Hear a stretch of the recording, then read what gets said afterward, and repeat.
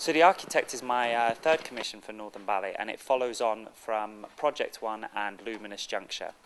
The Architect takes its inspiration from the story of Adam and Eve and particular themes within that story that I was keen to explore. I really liked the idea of having a set that was interactive, and it seemed to work really well with the theme. You step sideways 3, 4, and you drag back 5. So It's a very organic and collaborative process once we get into the studio. Obviously there's a lot of research and preparation beforehand on the subject or the themes or the idea that you want to portray. But once we get into the studio, I quite often like to open it up to everybody, because I feel that if your mind is engaged in the piece and committed to it as well, and you feel like you're giving something, when you pass part of yourself over, you tend to dance it better.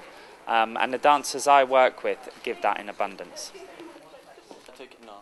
Okay, now so stop, come back down. Guys, if he put 1 foot up, Well done. if Kevin was 1 foot up like this, I have to say that they are super brave. and you push down, we're going to try and make him go. And sometimes it seems viable in your mind, and then you see it in reality and you think, maybe I've pushed them too far, but they keep managing, so I wouldn't personally want to do it, but they look great.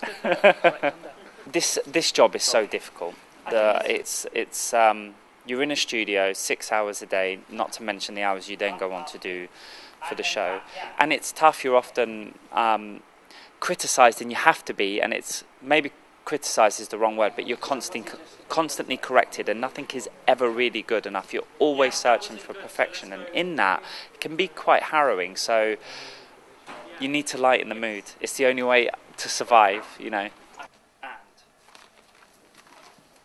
It's just that efficiently. Like, no, if there can be no extra steps, you just. I would want them to take away something, that they had connected with part of the work somehow at some point.